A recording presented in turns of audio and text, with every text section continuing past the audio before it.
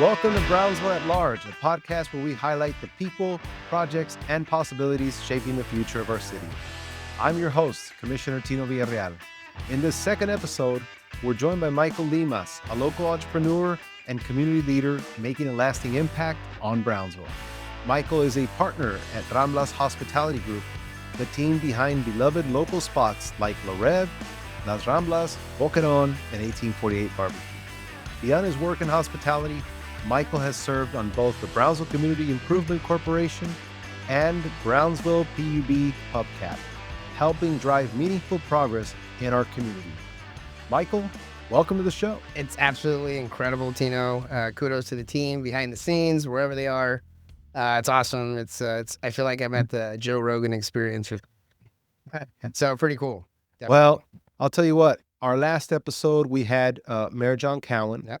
And now we talked about like the state of the city, all the highlights. We were talking everything from the economic growth up north. We touched upon the youth advisory board. We talked about health and wellness. I mean, there was an array of topics. Yeah. But we also did talk a little bit about downtown. Yeah. We did talk about the $14 million investment into the drainage system. Yeah. We talked about the new Seminole building and all the buildings that are being renovated downtown, the Majestic from UTRGV. Long story short, when I think of downtown, I think of the new created kind of nightlife. Yeah.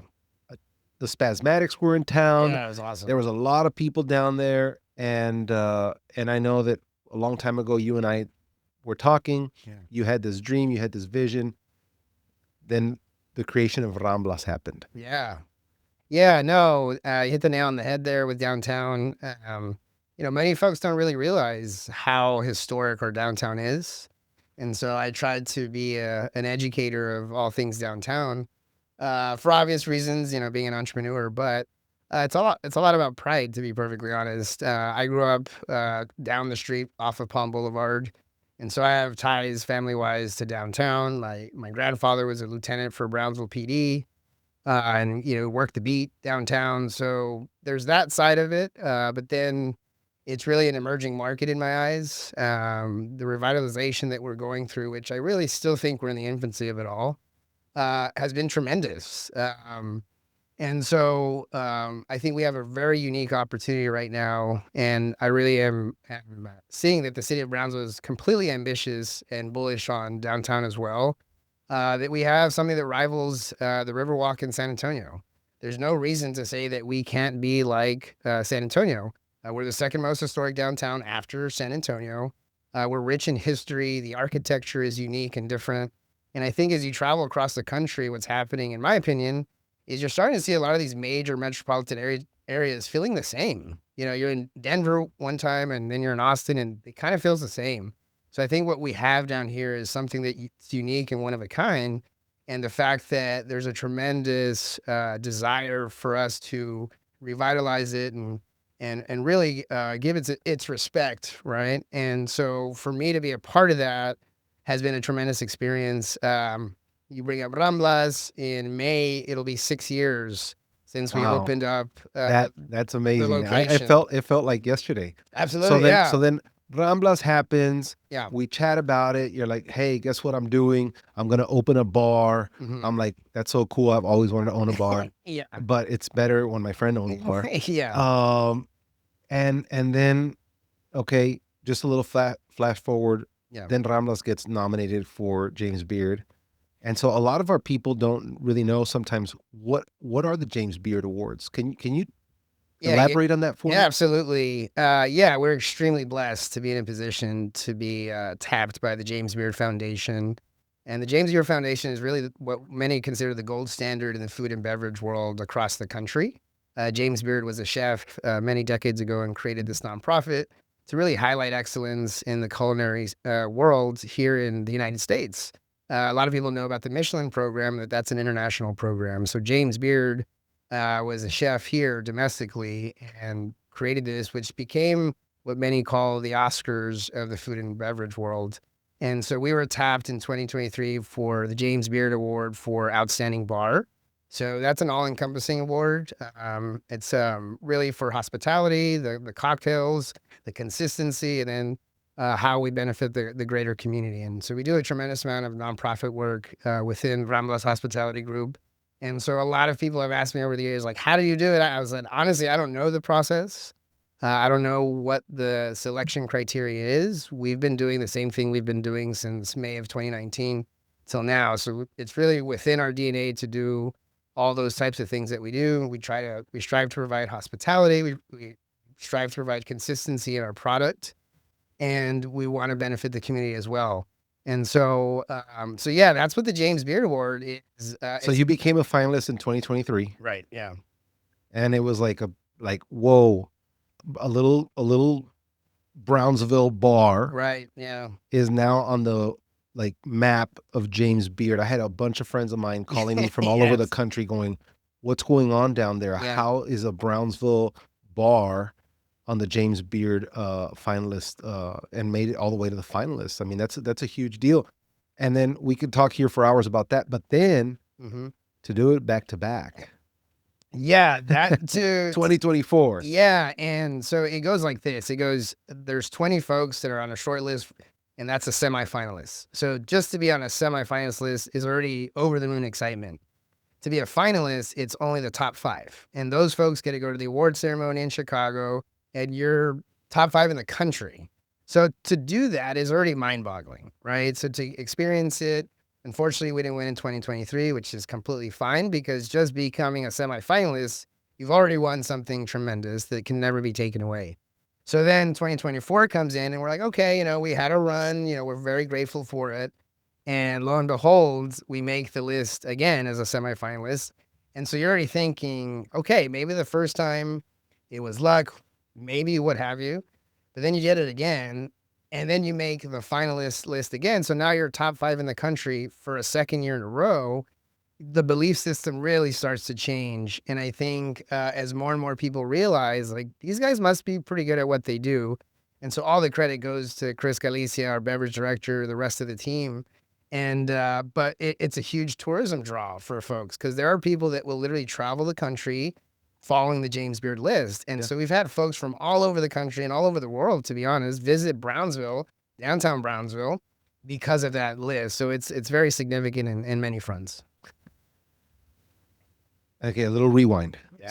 So Ramblas on a huge success trail. Right. But then we chat and you tell me, look, I can't divulge. It's not public yet. We got this little trick up our sleeve, but we're gonna bring a chef, and he's originally from here, from Brownsville, Matamoros area. Correct. But he was working in McAllen, and you're like, look, just give me a little bit of time, and he's gonna come down here, and then all of a sudden, boom, Boqueron is born. Right. And it's a Spanish tapas wine bar with an amazing menu. I was just in Madrid last year. I've been very fortunate to be able to travel a lot to Madrid, and the croquetas on top of a million other things are just amazing. So that was concept 2. Yep. Right next to Ramblas. Correct. So walk us through Boqueron. Yeah, it's a great point. Thank you for bringing it up. And the chef Eugenio Uribe. Exactly. So, we'll get to him at Rêve, but let's talk about Boqueron. Yeah, and so we felt very strongly with Chris Galicia kind of running the beverage program. I mean, he's exceptional, and so we always knew that we had in the F&B, which is food and beverage, we had the beverage down, right? We felt very confident in what we could provide and the consistency we could provide, but the food, right? And that's absolutely crucial to your success. And we have very, very high aspirations as an organization. And, the pride that we're trying to bring to Brownsville drives us. And so when we were in search for a chef, we weren't going to settle just for anybody. We wanted to get the best. And so we were able to coordinate some meetings through Chris Galicia because he had worked with Eugene in many years before. And Chris told us, he's like, if you can get this guy, you're going to be good on food. And so we said, okay, we weren't really knowing the future of our organization, but lo and behold, we were able to to chat over the years and get to know each other. And eventually in 2020, we both decided to partner up together. And he was going to come and leave his existing organization that he had been for, I believe, over 10 years. And he was going to join us here in Brownsville. And so we were over the moon ecstatic. And so we had this space next to Ramblas that we had been using for rental and events and things of that nature. And we had always wanted to do a concept in that spot. It's a small spot, 900 square feet or so, but perfect for a, lively bar that sells, small plates. So that's where the origin story of Boqueron comes. And so Boqueron is actually an anchovy. Yeah. It's very prototypical in Spain. It's on tapas, so pan con tomate, and then you'll have the anchovy or Boqueron. So that's where the names derived to go in tandem with Ramblas, which is out of Barcelona. And so one thing that we were very, very adamant about is we wanted to bring a very successful wine program. We wanted to help elevate the wine culture here in Brownsville. There's a lot of folks that love wine, but there's a lot of folks that are a little confused with wine, and that's okay. And so we really wanted to be kind of guides, if you will, for folks on the wine side. So we were very blessed that we received the Award of Excellence from Wine Spectator. And so when you couple that award, which is really about having a robust wine program, but it's coupled with food that pairs very well with that wine. And so having Eugene be able to run the food program and produce, all-star tapas, from the croquetas to the jamón ibéricos to the pan con tomate. It's just amazing food, and we're very, very lucky to have that caliber of food right here in downtown Brownsville. We've installed a cocktail program now at Boqueron, so we have cocktails. We do vinyl night as well there, so we're having a blast, and it's all led by Chris Galicia and Chef Eugene. Wow. Yeah. And then you wasted no time. So Yeah. Boqueron was there. Yeah. And I'm like, Michael, Ramblas, success, Boqueron, amazing. You're like, don't worry about it. There's a little secret happening next door. Right. But I'm not going to talk about it. I just want you to know something really special is coming there. Yeah. And it took a while. Yep. And you took your time. You did it right. And all of a sudden, boom, Rêve opens up. Yeah. Before you were ready to launch, the city had an event where we had to text the Secretary of State, and they kind of rushed you like, Michael, could you host us? Yeah. And I remember being there. Yep. And then the rest is kind of history. I know that Rêve, I was there this past weekend. Yeah. Just love Rêve. But you. I really want to highlight a little bit of yes, the background, but the real highlight is Rêve's on Texas Monthly. Mm-hmm. Yeah, it's huge. Chef is now, also on the James Beard World. Yeah. Right? And so now Rêve is receiving all of the state and national attention. Yeah. Talk to us about Rêve. Yeah, Rêve. Without a doubt, our most ambitious project. Labor of love is an understatement, I tell people. So the building itself is erected around 1850s. And the unique part about it, and I found out through our city preservation team there, was owned by a French family, French-American family, to be honest. There's a lot of French history here in South Texas. Many folks don't know about. Matamoros también. They had a lot of people from France come over the years. So the Rêve building was erected by a French family. Then it was demolished, and then it was brought back into existence by the granddaughter of the original owner. Again, a French descent. So Rêve was a French-American concept. Eugene is trained culinary school-wise in French technique. And so it was a concept that we had wanted to produce. We knew that we were going to do something at a full-scale restaurant with Eugene. With someone of his talent, you absolutely have to capitalize on that. And so it took about 2 years to put the project together. We completely brought down to the dirt the space. We preserved as much as we could, and we brought it to what you see today. And so to have a two-story restaurant in downtown Brownsville in beautiful Market Square, we're just absolutely blessed. And to me, it was more of like a community project. We had so many people supporting us and helping us along the way. And so we were super excited to be able to launch in May of last year. So it hasn't even been a year. But yes, we did do that event right before opening with the Secretary of State, which she sent me a personal letter after the event saying she absolutely loved the cocktail that we made for her, a custom cocktail that we made for her. She loved the space. She loved the historic aspect of it. And that if I ever needed anything to reach out to her. So if you're watching, I might reach out. But yeah, it was absolutely great. Everyone had a blast.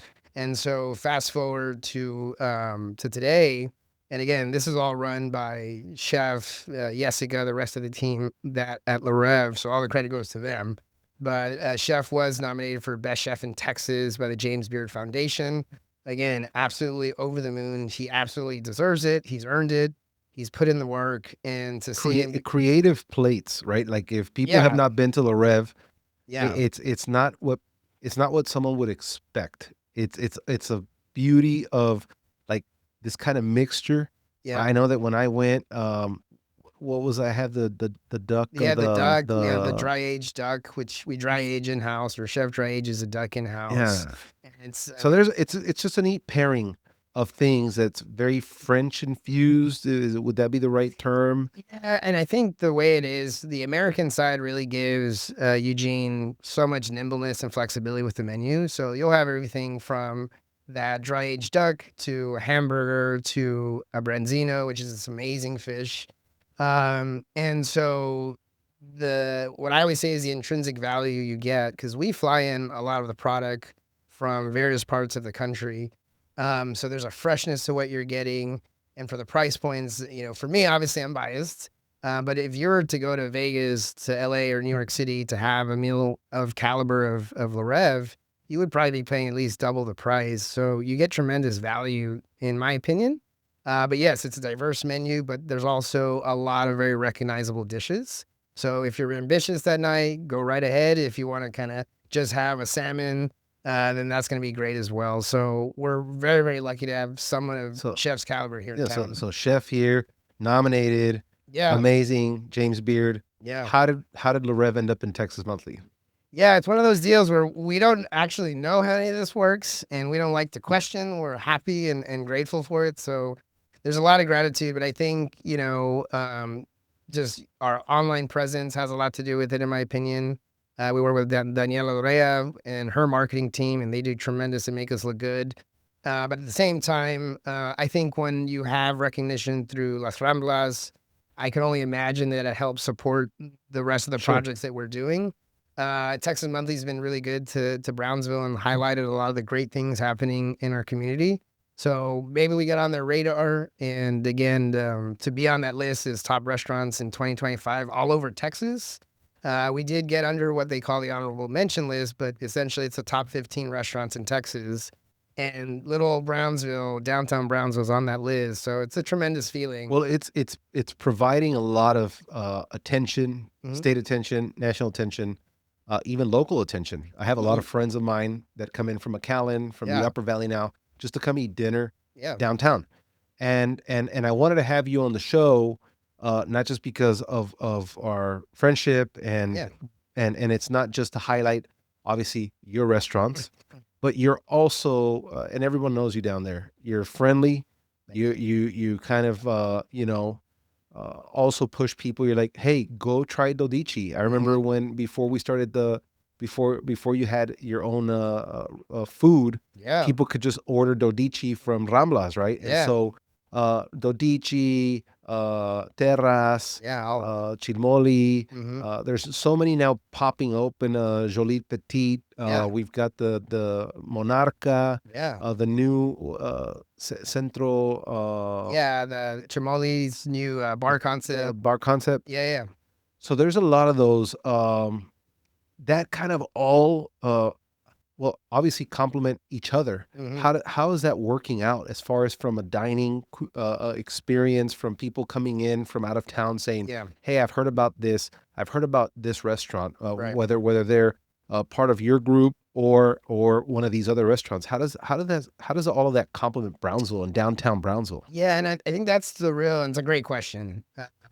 It's a real treat and a real joy to be part of community. And that's what it truly feels like, right? And I think, Some say, "Oh, you're one of the early adopters." I think there's a lot of other folks like El Hueso that were early adopters even before the Kraken, a number of spots downtown. But we're like I said, we're still in the infancy of this revitalization. But the feeling of community, meaning, in my definition of community in this context, is helping fellow business owners. I think most business owners, I always say, there's two mindsets that we have: it's the scarcity mindset and the abundance mindset in business. And I tend to be on the side of abundance. I feel like there's enough to go around, and a high tide raises all ships. Unfortunately, a lot of folks are on the scarcity side where there's only so many customers, and it's like, no, like we're a city of almost 200,000. There's enough to go around, but if we work together, we can make a bigger impact and amplify what we're trying to accomplish. At the end of the day, we're entrepreneurs and we all want to make money just like any other person that works a job or has their own business. But the strength in numbers mentality is something that I try to promote with whoever I interact with in the downtown area and across the city. But for us, we're trying to bring back the word revitalization means not thriving, right? It's more surviving right now. And so we need a lot of help, and we still need a lot of help. We have pain points like other downtowns do, but there's a lot of opportunity for growth. And so I tend to see that us as downtown business owners working together, things like First Friday, it provides community. That ecosystem that we're building is only getting bigger and bigger. And now we're drawing folks from all over the valley. And that helps, amplify the sales tax base, right? Well, I'll tell you from a commission standpoint with the mayor. Yeah. One of the biggest things, we hear you. I mean, that I'm a massive supporter of downtown. Period. All of our downtown businesses and the growth and the kind of restructuring of the mentality of Brownsville downtown. Yeah. We are in the process of doing a downtown Renaissance master plan. Yeah, I've heard. Right. And so I want to highlight like the key points. Yeah. So the first point, we're going to include strategies to attract and retain retail businesses that match downtown Brownsville's character and consumer needs. So everything we just talked about, I mean, keeping it Brownsville, keeping it who we are, not blending it to where you're kind of lost. Am I in downtown Brownsville or can I be in downtown Austin? Right. There's a difference. There is a difference. We want people to feel downtown. Yeah. The plan 2 will include a deep dive into the local market. We'll guide economic revitalization efforts by identifying viable business opportunities and gaps.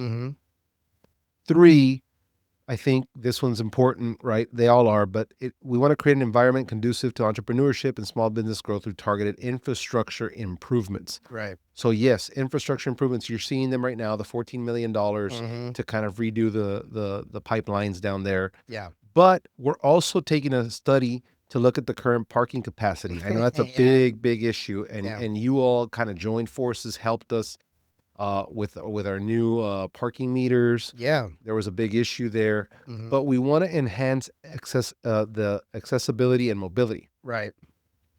We tried, you talked to some of the business owners, Tino, help us out.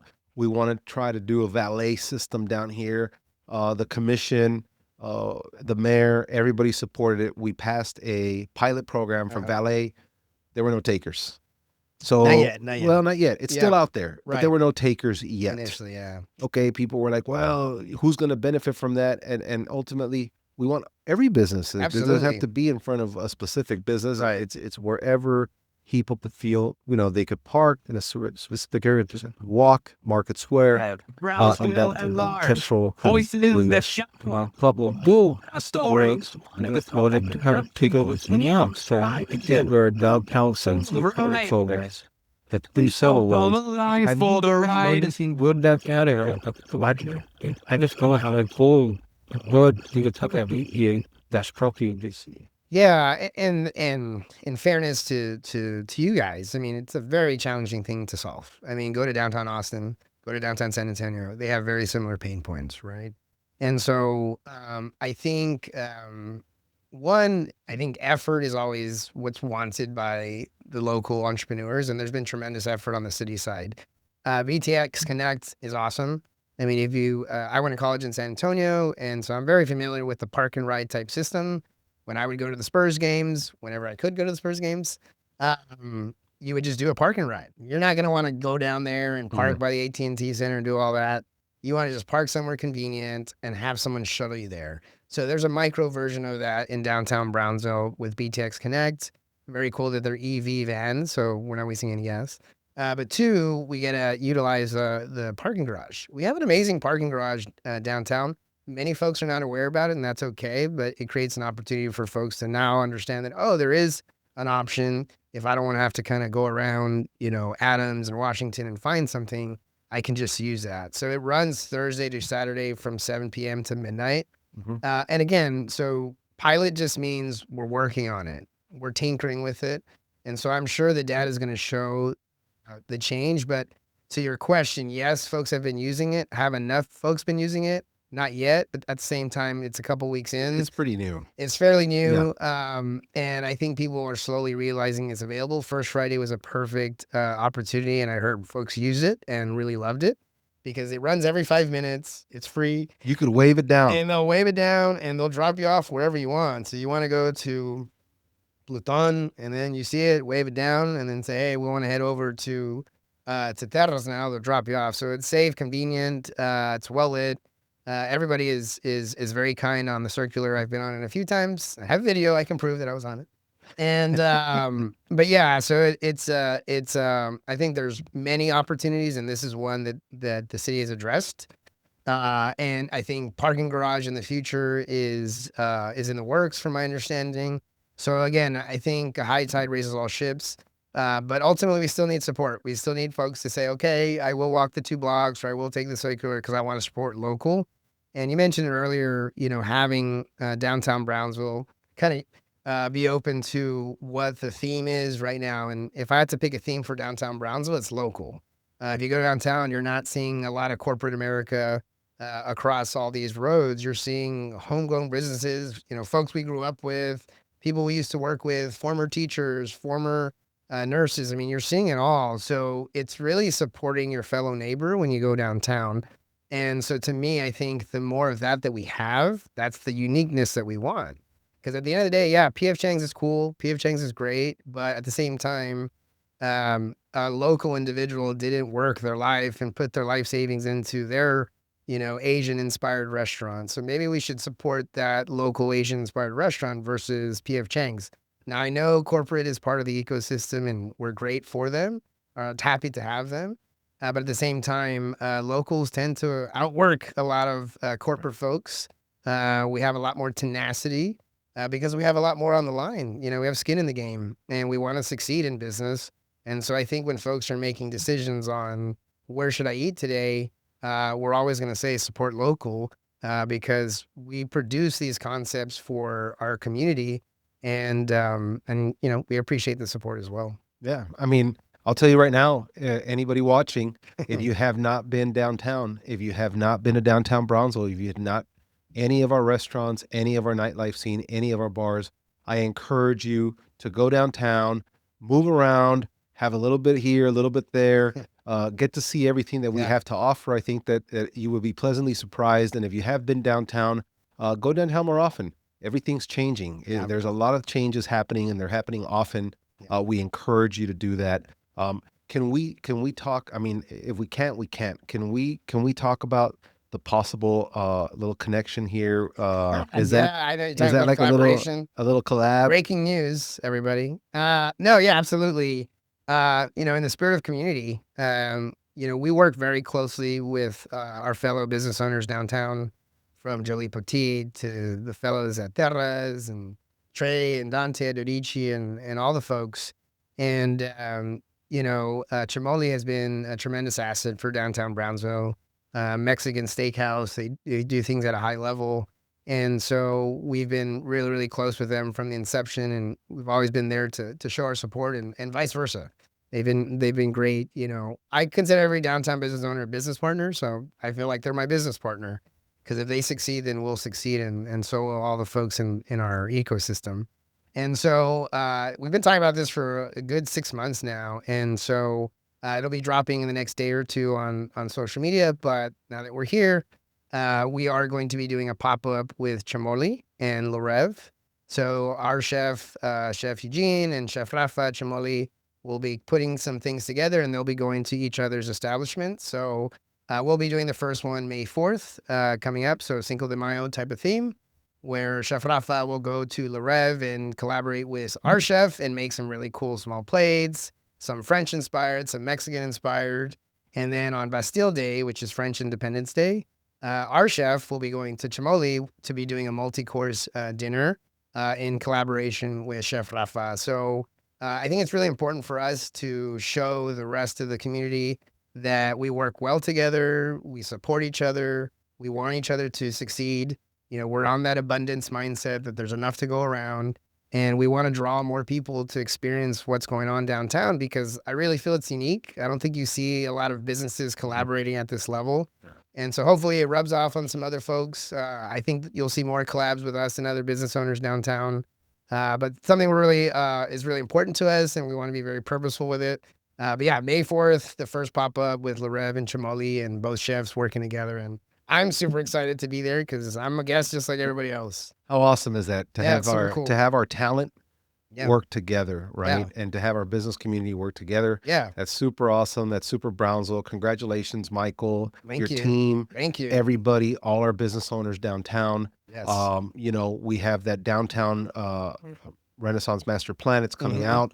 We're really taking a real good look at what downtown looks like in the future. Yeah. How we work together with all of you down there and the business owners, the business community, how we help alleviate our parking situation, how we can, you know, really get after really just transforming our downtown. Like it's been happening, but at this point, we kind of need to step it up a little bit from our angle in the city. I hope that if there's anything that we didn't talk about, anything last words you want to say as a guest here? Yeah, no, one, I really appreciate the opportunity to come and share a few minutes with you. I think it's great that you're doing the podcast. I think at the end of the day, as elected officials, us as constituents just want to get to know the person behind the ballot, if you will. And so for you to be able to do that, you know, be vulnerable, be open and honest, I think is what we all need and want to see. And so I did bring a little gift for you and the rest of the guys, some cool Boqueron swag that we have for you guys. That's here. awesome. Some stickers that maybe you can promote.